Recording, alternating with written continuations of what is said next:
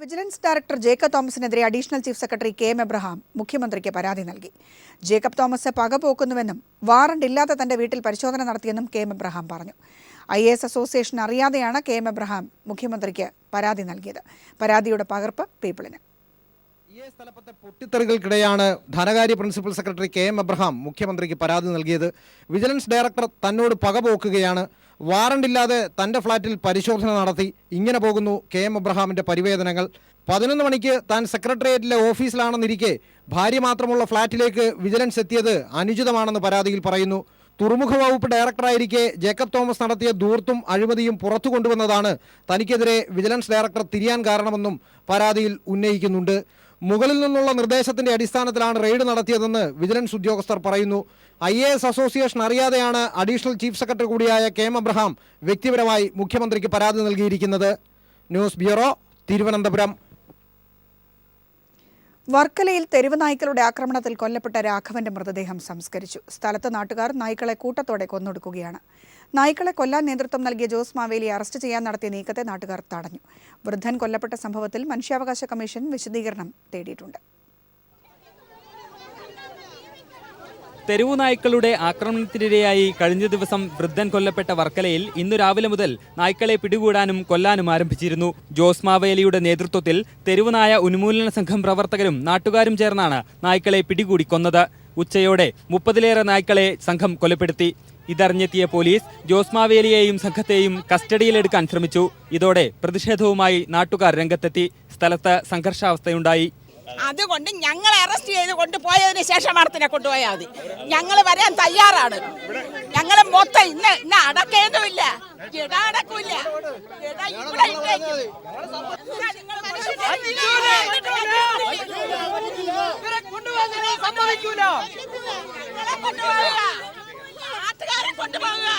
നാട്ടുകാർക്ക് വേണ്ടിയാണ് നായ്ക്കളെ പിടികൂടിയതെന്നും അറസ്റ്റ് വരിക്കാൻ തയ്യാറാണെന്നും ജോസ് മാവേലി. എൻ്റെ മനസാക്ഷിക്ക് ഞാൻ ഒരു തെറ്റും ചെയ്തില്ല. ആദ്യമായിട്ടാണ് ഞാനിപ്പോൾ ഇങ്ങനെ 7 കേസിൽ പ്രതിയാവുന്നത്.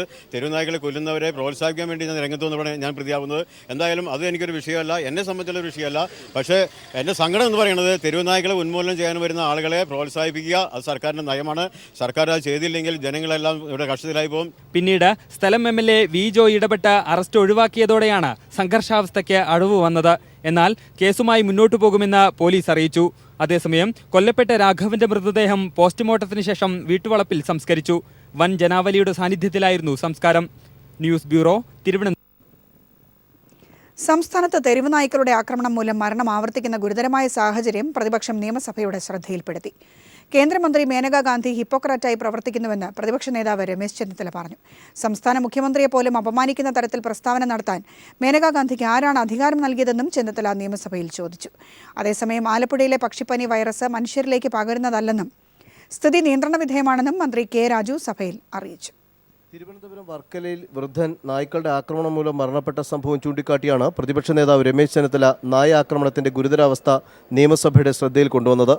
വിഷയത്തിൽ പ്രതിപക്ഷം അടിയന്തര പ്രമേയ നോട്ടീസ് നൽകിയെങ്കിലും ഇന്നത്തെ സഭാ ബിസിനസ് തിരക്ക് മൂലം നാളത്തേക്ക് അത് മാറ്റുകയായിരുന്നു. കേന്ദ്രമന്ത്രി മേനകാ ഗാന്ധി ഹിപ്പോക്രാറ്റായി മാറിയിരിക്കുന്നുവെന്ന് പ്രതിപക്ഷ നേതാവ് രമേശ് ചെന്നിത്തല പറഞ്ഞു.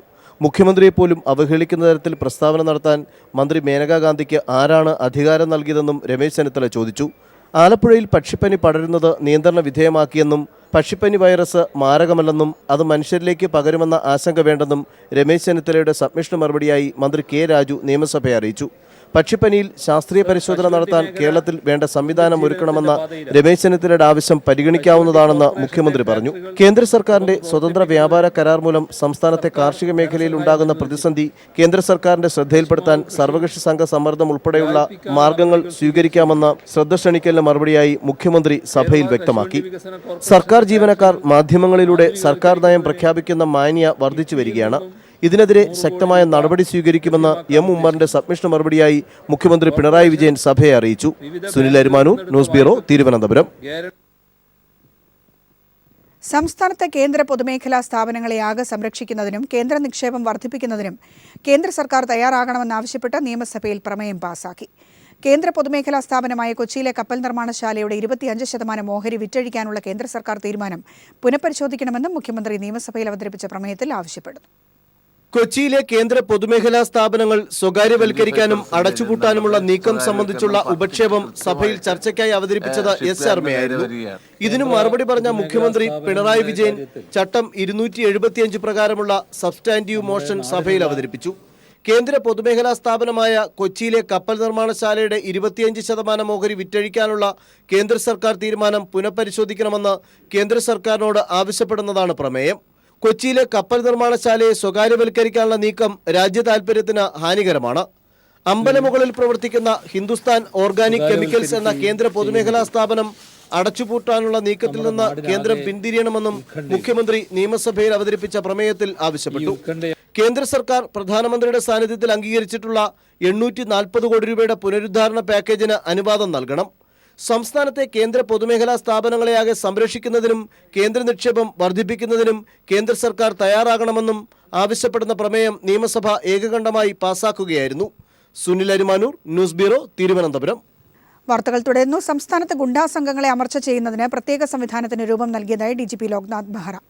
ഗുണ്ടാ സംഘങ്ങളെ നിയന്ത്രിക്കുന്നതിന് സംസ്ഥാന വ്യാപകമായി സ്പെഷ്യൽ സ്ക്വാഡ് പ്രവർത്തനം ആരംഭിക്കും. ഇത്തരത്തിലുള്ള ആദ്യ സ്ക്വാഡ് എറണാകുളം നഗരത്തിൽ പ്രവർത്തനം ആരംഭിച്ചുവെന്നും DGP പറഞ്ഞു.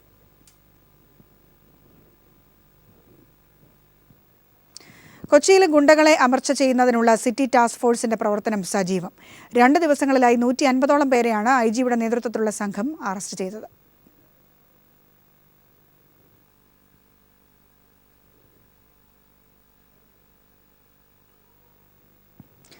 കണ്ണൂരിൽ ശാശ്വത സമാധാനം പുനഃസ്ഥാപിക്കാൻ CPM പ്രതിജ്ഞാബദ്ധമെന്ന് ജില്ലാ സെക്രട്ടറി P. ജയരാജൻ. ക്ഷേത്രങ്ങളിലും സ്കൂളുകളിലും RSS ആയുധ പരിശീലനം നടത്തുന്നുണ്ട്. ആരാധനാലയങ്ങളിലെ മതപ്രഭാഷണങ്ങളിലൂടെ മതസ്പർദ്ധ വളർത്താനും RSS ശ്രമം നടത്തുന്നുണ്ട്. ഇത്തരം നടപടികൾക്കെതിരെ കർശനമായി നിലപാടെടുത്താൽ മാത്രമേ സമാധാനം പുനഃസ്ഥാപിക്കാൻ സാധിക്കുകയുള്ളൂവെന്നും ജയരാജൻ പറഞ്ഞു. കണ്ണൂർ ജില്ലയിൽ 25 ക്ഷേത്രങ്ങളിലും 20 സ്കൂളുകളിലും 13 സർക്കാർ സ്ഥലങ്ങളിലും RSSന്റെ ആയുധ പരിശീലനം നടക്കുന്നുണ്ടെന്നും 88ലെ മതസ്ഥാപന ദുരുപയോഗം തടയൽ നിയമമനുസരിച്ച് ശിക്ഷാർഹമായ കുറ്റമാണിതെന്നും CPM ജില്ലാ സെക്രട്ടറി P. ജയരാജൻ പറഞ്ഞു. ജില്ലയിൽ ഞങ്ങളുടെ അറിവിൽപ്പെട്ടിടത്തോളം 25 ക്ഷേത്രങ്ങളിൽ RSSന്റെ ആയുധ പരിശീലനം നടക്കുന്നുണ്ട്. ഇത് കൂടാതെ 13ഓളം സർക്കാർ സ്ഥലങ്ങളിൽ, സർക്കാർ ഉടമസ്ഥതയിലുള്ള സ്ഥലങ്ങളിൽ RSSന്റെ ശാഖാ പരിശീലനം നടത്തുന്നുണ്ട്. 20 സ്കൂളുകളിലും RSSന്റെ ശാഖാ പരിശീലനം നടത്തുന്നത്. ഈ മതസ്ഥാപനങ്ങൾ ദുരുപയോഗം തടയൽ നിയമം നിലവിലുണ്ട്. ആ നിയമം അനുസരിച്ച് ശിക്ഷാർഹമായിട്ടുള്ള കാര്യമാണ്. സമാധാനത്തിന്റെ പേരിൽ പോലീസ് എടുക്കുന്ന എല്ലാ നടപടികളെയും അംഗീകരിക്കാനാവില്ല. സമാധാനത്തിന്റെ പേരിൽ പോലീസ് എടുക്കുന്ന എല്ലാ നടപടികളെയും എതിർക്കാൻ പാടില്ല. ഒരു നടപടിയെയും എതിർക്കാൻ പാടില്ല. അത് നമുക്ക് ബ്ലാങ്ക് ചെക്ക് കൊടുക്കാൻ പറ്റില്ല. ഇത് കോൺഗ്രസ്സുകാരും അതുപോലെ തന്നെ BJPക്കാരും അവരുടെ സ്റ്റേറ്റ്മെന്റിൽ ഞങ്ങളെ കുറ്റപ്പെടുത്തിയിട്ടുണ്ടെങ്കിലും അവർ തന്നെ ആ ഭാഗം പറഞ്ഞിട്ടുണ്ട്. അപ്പം ചില നടപടികൾ തെറ്റാണെന്ന് വരുമ്പോൾ അതിനെ എതിർക്കാനുള്ള ഞങ്ങളുടെ ജനാധിപത്യ അവകാശം ഉയർത്തിപ്പിടിക്കുക മാത്രമാണ് ചെയ്തത്. RSSന്റെ പ്രവൃത്തികളിൽ കേരളത്തിലെ BJPയിൽ ആഭ്യന്തര സംഘർഷങ്ങൾ നടക്കുകയാണെന്നും കഴിഞ്ഞ കാലങ്ങളിൽ CPIM നടത്തിയ ശരിയായ പോരാട്ടത്തിന്റെ നല്ല ഫലമാണ് BJPയിൽ നിന്നും CPIMലേക്കുണ്ടായ ഒഴുക്കെന്നും അത് തുടരുക തന്നെ ചെയ്യുമെന്നും P. ജയരാജൻ സൂചിപ്പിച്ചു. News bureau, Kannur. തിരികെ വാർത്തകളിലേക്ക്. സർക്കാരിനെതിരെ VD സതീശന്റെ അഴിമതി ആരോപണം. തോട്ടണ്ടി ഇറക്കുമതി ചെയ്തതിൽ 10.34 കോടിയുടെ അഴിമതി നടന്നു. ഗൗരവമായ അന്വേഷണം വേണമെന്നും VD സതീശൻ ആവശ്യപ്പെട്ടു. എന്നാൽ ആരോപണം അടിസ്ഥാനരഹിതമാണെന്ന് മന്ത്രി മേഴ്സിക്കുട്ടിയമ്മ മറുപടി നൽകി. ആരോപണങ്ങൾ തെളിയിച്ചാൽ രാജിവെക്കാമെന്നും മേഴ്സിക്കുട്ടിയമ്മ പറഞ്ഞു. 2016 ആഗസ്റ്റ്, സെപ്റ്റംബർ, ഒക്ടോബർ മാസങ്ങളിൽ സംസ്ഥാന കശുവണ്ടി വികസന കോർപ്പറേഷനും കാപെക്സും ഐവറി കോസ്റ്റ്, ഗിനിബിസാവോ എന്നീ ഇനങ്ങളിലുള്ള തോട്ടണ്ടി വാങ്ങിച്ചതിൽ 10.34 കോടി രൂപയുടെ അഴിമതി നടന്നതായാണ് VD സതീശൻ നിയമസഭയിൽ ആരോപിച്ചത്. ആരോപണ വിധേയനായ MDയെ കാപെക്സിൽ നിയമിച്ചു. ടെൻഡർ വ്യവസ്ഥകളിൽ 4 പ്രധാനപ്പെട്ട ഇളവുകൾ വരുത്തി. പ്രാഥമികമായ ക്വാളിറ്റി അസസ്മെന്റ് നടത്താൻ നേരത്തെ തേർഡ് പാർട്ടി ഏജൻസിയാണ് ഏൽപ്പിച്ചിരുന്നത്. എന്നാൽ ഇത് മാറ്റി സപ്ലൈസിനെ ചുമതലപ്പെടുത്തിയെന്നും ധനവിനിയോഗ ബിൽ ചർച്ചയിൽ സംസാരിച്ച VD സതീശൻ പറഞ്ഞു. ഒരു ടണ്ണിന് $272 വ്യത്യാസം, അതായത് 1,82,00,000 രൂപയുടെ വ്യത്യാസം. കുറഞ്ഞ കോട്ട് വന്ന ടെൻഡർ റിജക്റ്റ് ചെയ്ത്, വില കൂടുതലാണ് എന്ന് പറഞ്ഞ് റിജക്റ്റ് ചെയ്ത് 10 ദിവസത്തിനകം വേറെ കമ്പനിയുടെ കയ്യിൽ നിന്നും സെയിം ക്വാളിറ്റി ഉള്ള തോട്ടണ്ടി വലിയ 1,82,00,000 രൂപയുടെ വ്യത്യാസത്തിന് വാങ്ങിക്കുകയാണ്. ഇതാണ് ആദ്യത്തെ വിഷയം. അതേസമയം വി ഡി സതീശൻ ഉന്നയിച്ചത് വസ്തുതാവിരുദ്ധമായ ആരോപണങ്ങളാണെന്ന് മറുപടി പറഞ്ഞ മന്ത്രി മേഴ്സിക്കുട്ടിയമ്മ സഭയിൽ പറഞ്ഞു. ഞാൻ വെല്ലുവിളിക്കുകയാണ് ഏതെങ്കിലും ഒരു തിരിമറി ഈ കാര്യത്തിൽ ഉണ്ട് എന്ന് അങ്ങേക്ക് തെളിയിക്കാൻ കഴിഞ്ഞാൽ ഞാൻ എൻ്റെ ഈ ജോലി അവസാനിപ്പിക്കുക സർ. അത് ഞാൻ വെല്ലുവിളിക്കുകയാണ്. സതീശന് ഒരു ഭയവുമില്ല. തുമ്മിയെ തെറിക്കുന്ന മൂക്കൊന്നുമല്ല ഞങ്ങളുടെ. വിജിലൻസ് ക്ലിയറൻസിന്റെ അടിസ്ഥാനത്തിലാണ് MD-മാരെ നിയമിച്ചത്. കഴിഞ്ഞ UDF സർക്കാരിന്റെ കാലത്തുണ്ടായിരുന്നവരെ തന്നെയാണ് പരിശോധനയ്ക്ക് നിയോഗിച്ചിട്ടുള്ളതെന്നും മന്ത്രി കൂട്ടിച്ചേർത്തു. വിഷയത്തിൽ വിജിലൻസ് അന്വേഷണം വേണമെന്ന പ്രതിപക്ഷ നേതാവിന്റെ ആവശ്യം മുഖ്യമന്ത്രി നിരാകരിച്ചു. അതേസമയം രേഖകൾ സഭയുടെ മേശപ്പുറത്ത് വയ്ക്കാൻ സ്പീക്കർ അനുമതി നൽകിയ സാഹചര്യത്തിൽ വി ഡി സതീശൻ നാളെ രേഖകൾ സഭയിൽ വയ്ക്കും. Sunil Arumanu, news bureau, Thiruvananthapuram. JNU വിദ്യാർത്ഥി നജീബ് അഹമ്മദിനെ കാണാതായിട്ട് 14 ദിവസം പിന്നിടുകയാണ്. വിദ്യാർത്ഥിയുടെ തിരോധാനം അന്വേഷിക്കുന്ന പ്രത്യേക അന്വേഷണ സംഘത്തിന് ഇതുവരെ ഒന്നും കണ്ടെത്താൻ സാധിച്ചിട്ടില്ല. നജീബിനെ ആക്രമിച്ച ABVP പ്രവർത്തകരിൽ സർവകലാശാലയ്ക്ക് പുറത്തുനിന്നുള്ളവരും ഉണ്ടായിരുന്നുവെന്നാണ് ദൃക്സാക്ഷികളായ വിദ്യാർത്ഥികൾ വ്യക്തമാക്കിയത്. അന്വേഷണ സംഘത്തിന്റെ അനാസ്ഥയ്ക്കെതിരെ JNU വിദ്യാർത്ഥികളുടെ നേതൃത്വത്തിൽ ഇന്ന് ദില്ലി പോലീസ് ആസ്ഥാനത്തേക്ക് പ്രതിഷേധ മാർച്ച് നടത്തി.